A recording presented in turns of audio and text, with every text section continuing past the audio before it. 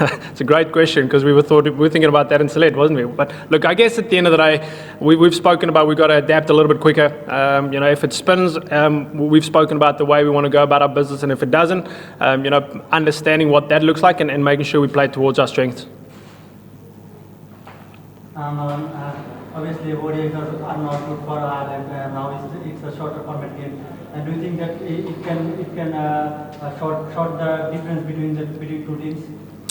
Look, I guess you just have to go back a couple of days and seeing, that Afghanistan beat Pakistan as well. The shorter the format, the more every team is in the game, isn't it? And I guess that's the exciting part about T20 cricket. And, we've shown over a period of time that we can play some good T20 cricket.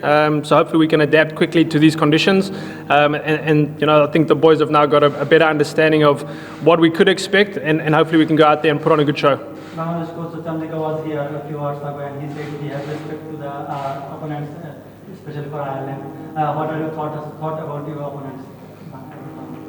Look, it's going to be a great challenge, isn't it? They've shown a couple of weeks ago that they've beaten the world champions at this format.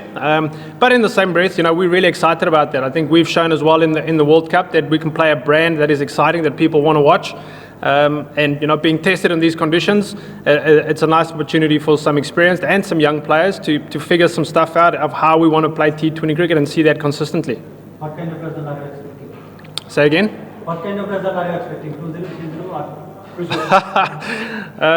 Look, you always want to win as many cricket games as you can, and I think we've said that all along. We understand that international cricket is about winning and losing, but look, for me, we'll always want to try and win 3-0, but it's not about beating Bangladesh 3-0. For us, it's about going out there and playing a certain brand, playing a certain way, and hopefully if we do that over periods of time, then that result of 3-0 hopefully takes care of itself. Coach, Sylhet wicket obviously had some greenery in it, and Bangladeshi pacers traveled Irish batters.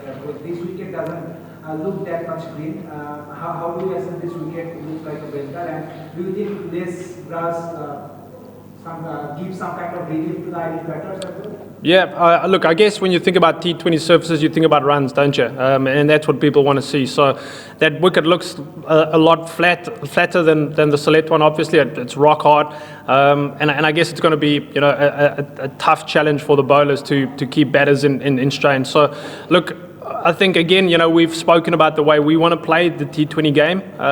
We want to throw punches. We want to come out playing an attacking brand of cricket. And I guess, it's up to our players now to go out there and not just talk about it, but actually do it. So that's a nice little challenge for us against a team, like I've just said, that have, shown that they can play some really, really good cricket as well. Talking about your batters, Starling, Balram, all of them failed in the ODIs, and they might be morally a bit down. Do you think this wicket is ideal for them to come back to runs? I think any T20 wicket is ideal for batters to come back to runs. But look, those players you've mentioned there, plus Harry Tector has shown for Ireland over the last 12 to 18 to 24 months that they score the bulk of the runs. They didn't get it right in 3 games. It doesn't make them bad players, and in fact, it just makes the reality so much more that they're actually closer to scoring some runs for us again. And again, hopefully we can go out there and we can put those words to action. One last from my side. 2 p.m. start. Do you think this is a bit odd for a T20 game to start, the timing, and also there's a possibility that you might play in empty stand. I mean, people might not come to see the match. Do you think that releases some pressure, crowd pressure for Irish guys? Look, the timing is the timing of cricket. I guess it's more trying to figure out what the conditions could be and couldn't be around those timings. Obviously, if you play later into the night, you take those considerations into fact.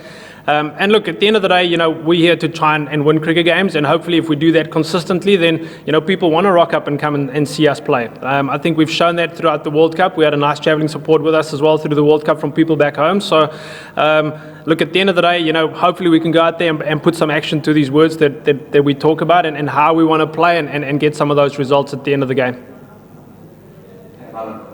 When other countries visit Bangladesh, they always concerned about the spin attack. But this time Bangladesh have a great bowling attack also. So what do you think, Bangladesh? What your thought about Bangladesh is different? Look, I guess they've shown us, not just in our series, but also in the series against England, that the Bangladesh side's becoming an all-round side, isn't it? It's not just about playing spin anymore. They've got a quality seam attack as well.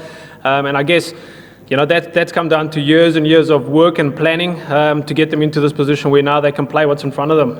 And I guess, if you flip it over for us, that's the challenge. Our batters don't necessarily face 140 kilometers an hour in our domestic circuit at this stage. And look, that's a challenge. That's something we've identified and we're going to try and work on.